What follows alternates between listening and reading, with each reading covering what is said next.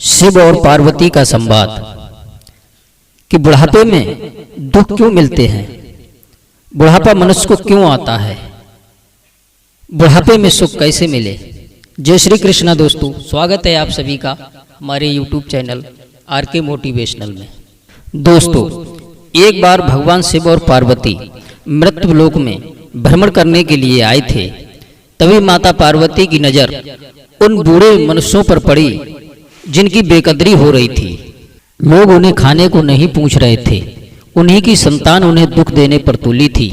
उन्हीं की संतान उन्हें ठोकरें मार रही थी। तब पार्वती भगवान शिव से कहने लगी कि हे प्रभु, यह बात मेरी समझ में नहीं आ रही है। उनके बुढ़ापे पर ही बेकदरी क्यों होती है, उनको सम्मान क्यों नहीं मिलता है। माता पार्वती की बात सुनकर के शिव बोले कि हे देवी, जिस समय सभी जीव जंतु मनुष्यों को आयु का वितरण किया गया तो ईश्वर ने सभी जीव जंतुओं को समान आयु प्रदान की थी। आयु की अवस्था 40 वर्ष रखी थी। सभी को समान आयु वितरण करने के बाद ये मनुष्य अपनी 40 वर्ष की आयु से संतुष्ट नहीं हुआ। मनुष्य सोचने लगा कि मैं सभी जीवों में श्रेष्ठ हूं, इसलिए मेरी उम्र सबसे अधिक होना चाहिए। मनुष्य ने ईश्वर से विनती की कि हे प्रभु, हमारी उम्र को कुछ बढ़ाया जाए। मनुष्य कहने लगा कि हम 40 वर्ष की आयु में भला क्या कर सकते हैं, इसलिए हमारी उम्र को और बढ़ा दिया जाए। ये सारी चर्चाएं हो रही थीं। तब तक एक गधा कहीं से आया। गधा प्रभु के दरबार में आकर रोने लगा और कहने लगा, हे प्रभु, आपने मुझे 40 वर्ष की उम्र दी है। मैं तो 40 वर्ष की उम्र तक ही बोझा ढोते ढोते मर जाऊंगा। प्रभु, एक काम करिए, आप मेरी आधी उम्र को किसी जरूरतमंद को मेरी आधी उम्र दे दीजिए। आप मेरी उम्र कुछ कम कर दीजिएगा। ईश्वर सोचने लगे कि गधा अपनी आधी उम्र कम करवाना चाहता है और मनुष्य अपनी 40 वर्ष की उम्र से संतुष्ट नहीं है, और उधर गधा भी अपनी 40 वर्ष की उम्र से संतुष्ट नहीं है। तो क्यों ना इस गधे की आधी उम्र इस मनुष्य को दे दी जाए। ईश्वर ने मनुष्य को बुलाया और उससे पूछा, क्या तुम गधे की आधी उम्र लेना स्वीकार करोगे? यदि तुम्हें गधे की 20 साल उम्र स्वीकार है तो हम गधे की 20 साल उम्र कम करके तुम्हारी 20 साल उम्र बढ़ा सकते हैं। मनुष्य ने लालच में आकर के हाँ कर दी। ईश्वर ने वैसा ही किया। गधे की 20 वर्ष उम्र कम करके मनुष्य की 20 वर्ष उम्र बढ़ा दी। इस तरह से मनुष्य की उम्र 60 वर्ष की हो गई। लेकिन फिर भी मनुष्य संतुष्ट नहीं हुआ। वह सोचने लगा कि मेरी उम्र कुछ और बढ़ा दी जाए। तभी ये सारी बातें चल ही रही थीं। एक कुत्ता आ गया और दरबार में आकर ईश्वर से विनती करने लगा कि प्रभु, आपने मेरी उम्र ज्यादा कर दी। प्रभु, मैं 40 वर्ष की उम्र पाकर बर्बाद हो जाऊंगा। मैं तो 40 वर्ष तक घर घर के डंडे खाता रहूंगा। कुत्ता कहने लगा, प्रभु, आप हमारी उम्र को आधा कर दें। हम अपनी आधी उम्र में ही खुश हैं।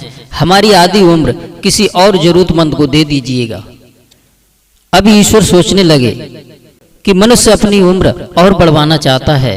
तो मनुष्य को बुलाया और पूछा, क्या कुत्ते की 20 वर्ष की उम्र आप लेना चाहते हो? यदि तुम्हें स्वीकार हो तो कुत्ते की 20 वर्ष उम्र कम करके आपकी 20 वर्ष उम्र और बढ़ा दी जाएगी। दोस्तों, मनुष्य फिर लालच में आ गया और उसने लालच में आकर फिर हाँ कर दी। ईश्वर ने उस कुत्ते की 20 वर्ष उम्र घटाकर मनुष्य की 20 वर्ष उम्र और बढ़ा दी। इस प्रकार से मनुष्य की उम्र 80 वर्ष की हो गई। भगवान शिव पार्वती से कहने लगे कि देवी, 80 वर्ष की उम्र पाकर भी मनुष्य संतुष्ट नहीं हुआ। वह ये सोच रहा था कि मेरी आयु और बढ़ा दी जाए। हे देवी, तभी दरबार में एक उल्लू आया और ईश्वर से वो भी प्रार्थना करने लगा कि प्रभु, आप मेरी उम्र घटा करके कुछ कम कर दीजिएगा। आप मेरी आधी उम्र किसी जरूरतमंद को दे दीजिए।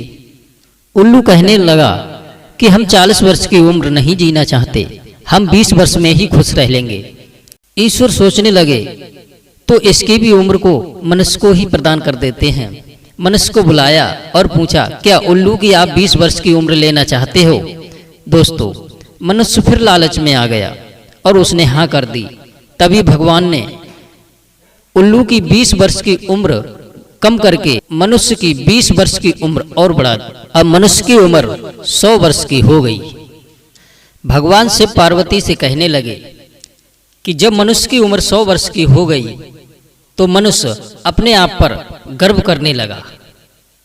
पर मनुष्य ये भूल गया कि दूसरे की जिंदगी जीना इतना आसान नहीं है। वास्तव में 40 वर्ष तक की उम्र ही सही मायने रखती है, जिसे वास्तव में मनुष्य अच्छे ढंग से जी लेता है।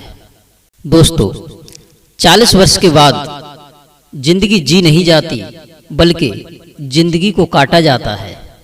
दोस्तों, अपनी 40 वर्ष की उम्र जीने के बाद मनुष्य पर जो गधे से 20 वर्ष की उम्र ली थी, अब उस पर नंबर आ जाता है। 40 वर्ष के बाद मनुष्य पर दूसरे की जिंदगी जीने का नंबर आता है। 40 वर्ष के बाद सारा बोझ अकेले ही ढोना पड़ता है। बच्चों की पढ़ाई लिखाई का बोझ, बच्चों की शादी का बोझ, पूरे परिवार का बोझ अकेले ही उठाना पड़ता है, क्योंकि उसने 20 वर्ष गधे की उम्र जो ले रखी है। गधे का काम होता है बोझा ढोना। दोस्तों, ऐसे तैसे करके 20 साल ये भी गुजर जाते हैं। मनुष्य बेकार हो जाता है और दूसरों पर आश्रित रहना पड़ता है।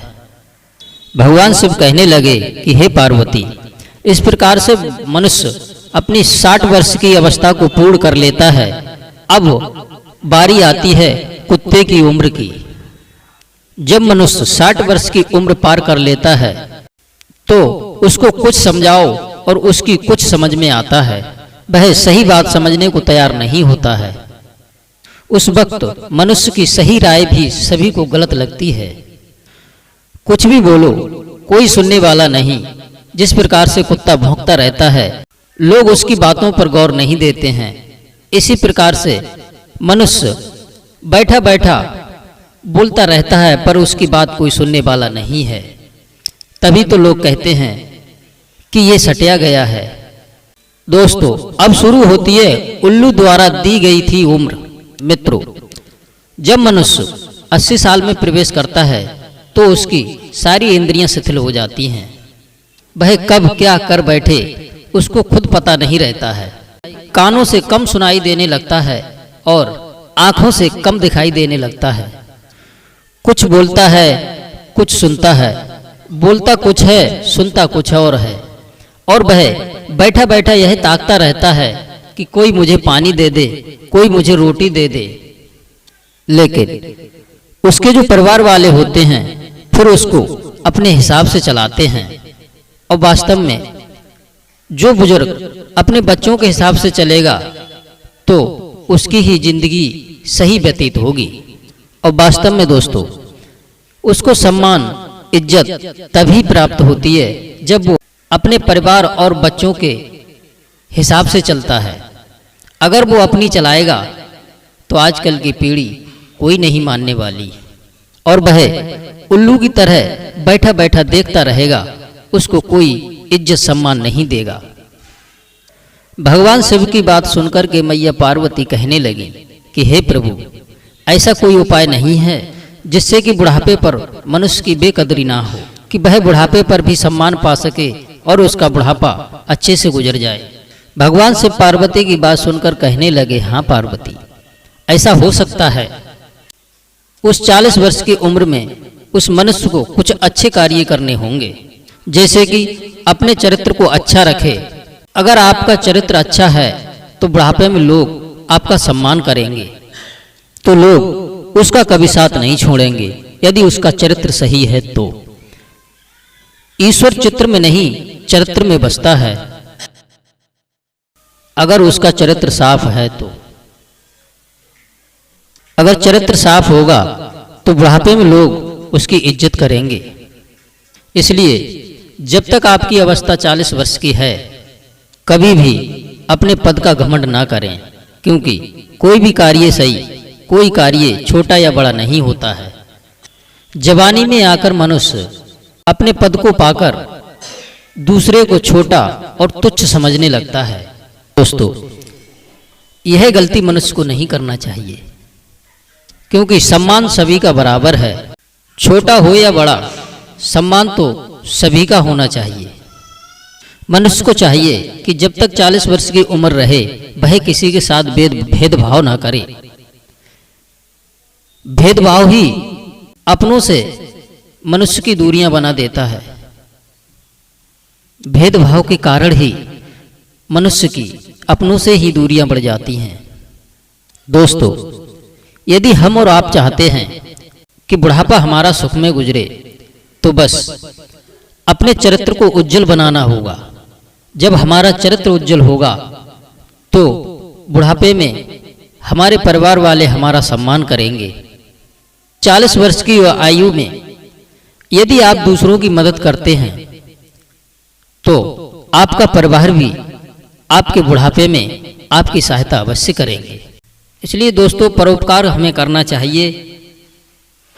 यदि अपने परिवार में भेदभाव करेंगे, तो आपको बुढ़ापे में कभी सुख नहीं मिल सकता, क्योंकि आपका परिवार आपसे दूर हो जाएगा और आप जब उल्लू की दी हुई उम्र भोगेंगे, तो बस उल्लू की तरह ही बैठे बैठे चारों तरफ देखते रहेंगे। कोई आपको पानी की भी नहीं पूछेगा। इसलिए दोस्तों, अपनी 40 वर्ष की उम्र में सही कार्य करो। दोस्तों, यदि हमारी वीडियो पसंद आई हो तो लाइक और शेयर अवश्य करें। आप सभी दर्शकों का बहुत बहुत धन्यवाद। जय श्री कृष्णा, जय श्री राधे।